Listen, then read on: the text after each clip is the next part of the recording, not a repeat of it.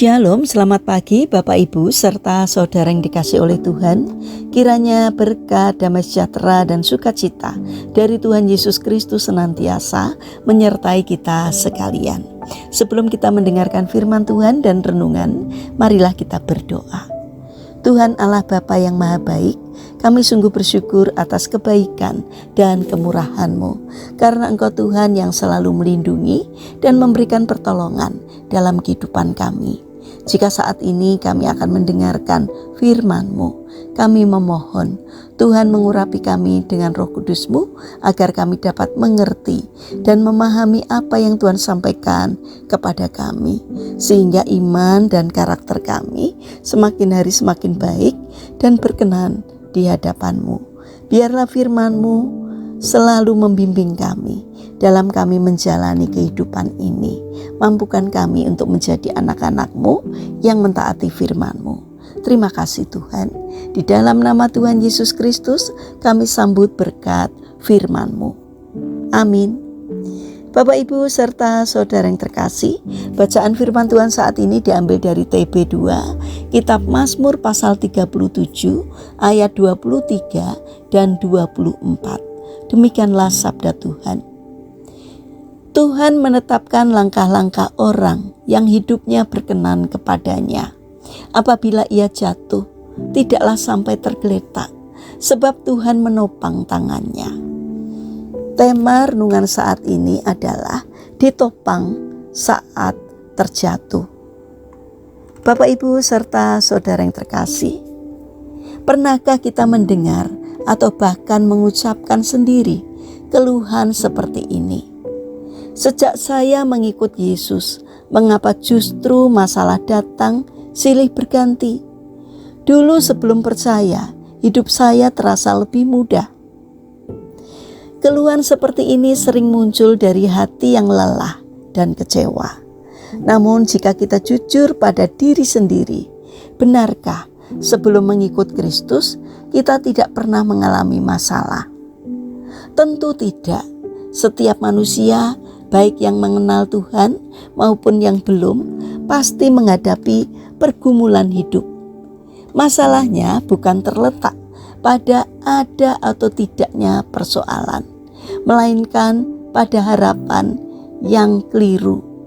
Ada orang yang mengira bahwa mengikut Yesus berarti hidup akan bebas dari penderitaan, penuh kenyamanan, dan selalu berjalan mulus. Ketika kenyataan tidak sesuai harapan, kekecewaan pun muncul. Masalah terasa lebih berat karena iman dibangun di atas gambaran yang salah. Firman Tuhan tidak pernah menjanjikan hidup tanpa masalah. Namun firman Tuhan dengan tegas menjanjikan penyertaannya.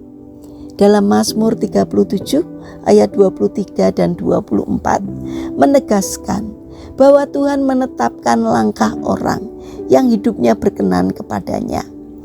Artinya, hidup orang percaya tidak berjalan tanpa arah. Sekalipun ia jatuh, ia tidak akan dibiarkan tergeletak, sebab Tuhan sendiri yang menopang tangannya.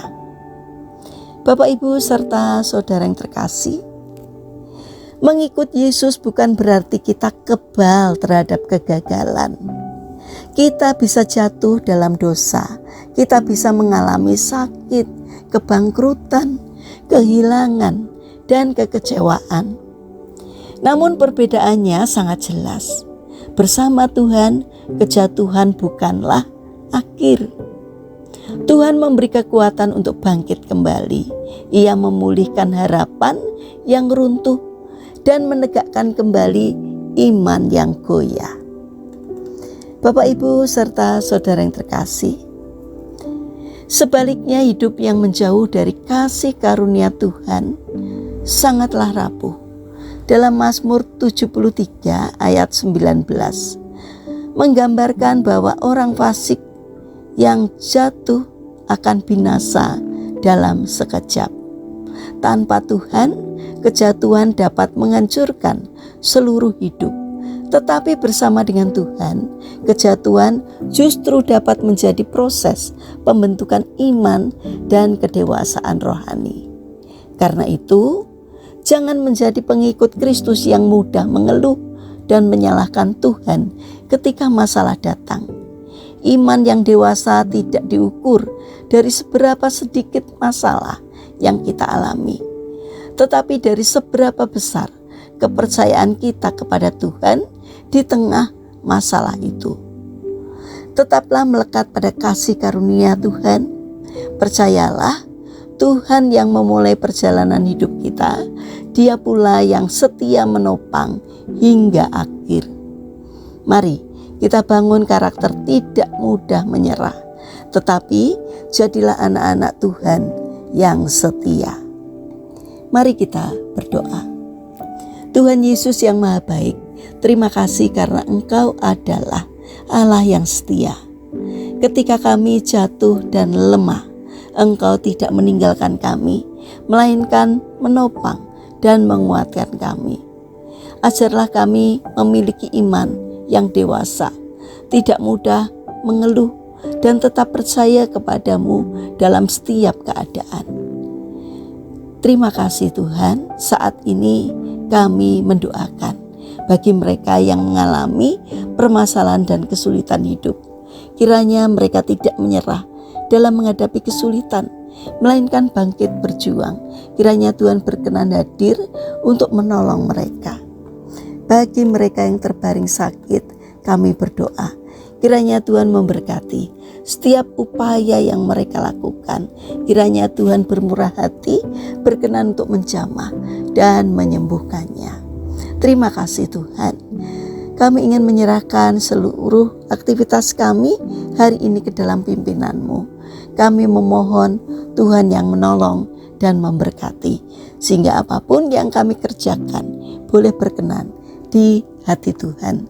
Terima kasih Tuhan, kami alaskan seluruh doa dan permohonan kami kepada Allah yang hidup, yang kami kenal di dalam nama Tuhan Yesus Kristus. Amin. Puji Tuhan, Bapak Ibu serta saudara yang terkasih, kiranya firman Tuhan dan renungan hari ini dapat menjadi berkat bagi kita semua. Haleluya.